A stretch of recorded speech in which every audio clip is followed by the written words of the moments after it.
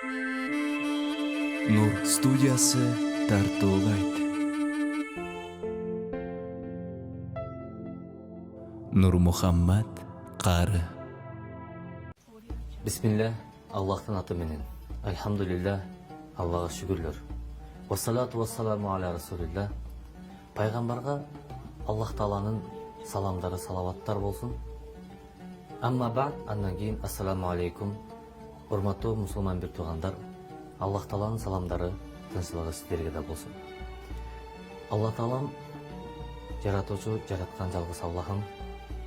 Адам баласын жараткан соң бул дүйнөдө бир эле максат жараткан Алла Тааланын разылыгына жетүү. Кудай Тааламдын разылыгына жетүү жолдорун Аллахым өзүнүн кереметтүү Куран аяттарында көптөгөн бизге адам баласына насаат, үгүттөрдү айтып, бейишке карай жолдорду көрсөтүп кеткен.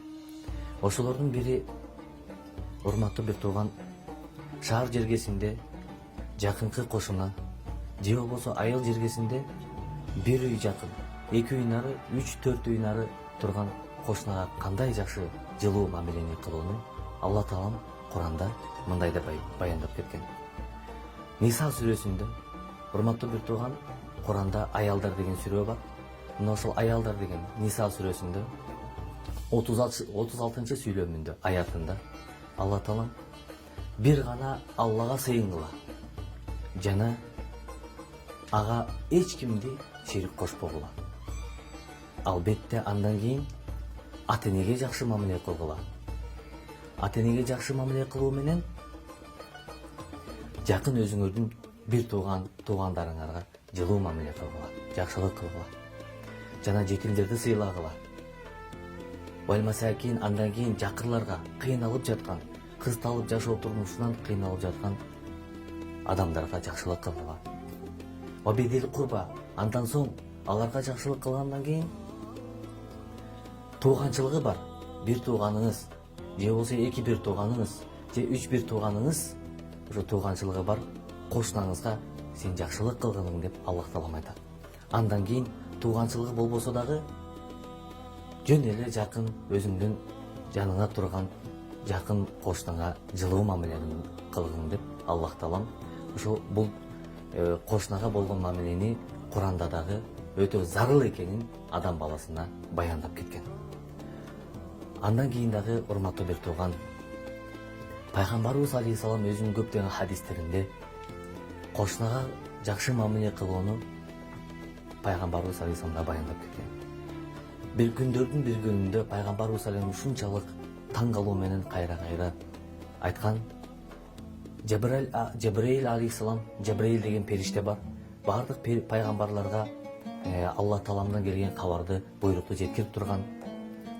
Ошо Жабраил алейхисалам пайгамбарыбыз алейхисаламга кошуна тууралуу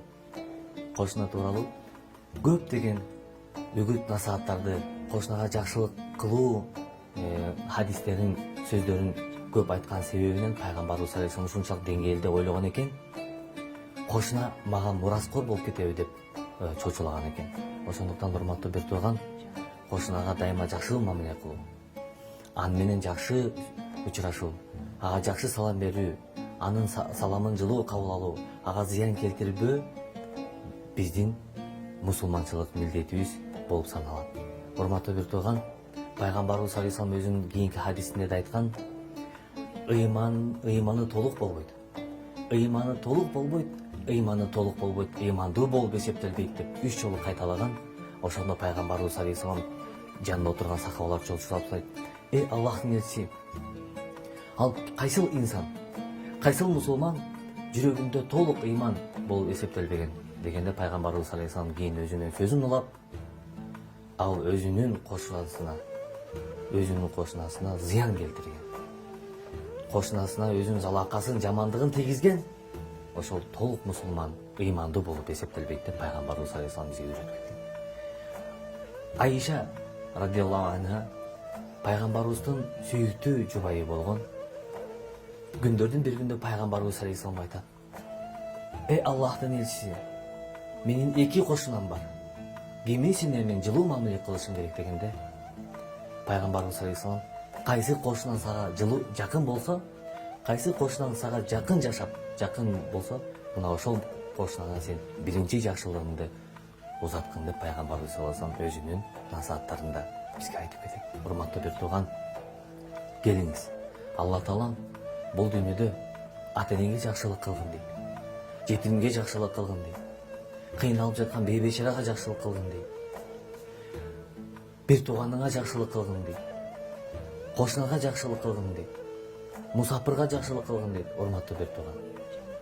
Жамандыктан алыс болуп, Алла таалам жакшылык кыл дегенде жакшылык кылып, мына ушул жакшылык кылуу менен бул дүйнөдө биз бир гана Аллах тааланын, ата-эненин, керек болсо өзүбүздүн, элибиздин, жерибиздин ыраазылыгына жетип, бул дүйнөдө, наркы дүйнөдө эки дүйнө даражабыз бийик болот. Ошондуктан, урматтуу мусулман бир туугандар, мен сиздерди Аллах тааланын астында баардыгыңыздарды бүтүндөй ушул дүйнөдө Кудай таалам канчалык жаш бербесин, ошол жашты жашап өткүчө кошунагабы, бир тууганагабы, ата-энегеби бул дүйнөдө жакшылык кылып жараткан Аллах тааланын ыраазылыгына жетүүгө мен сиздерди чакырам. Ассаламу алейкум ва рахматуллахи ва баракатух.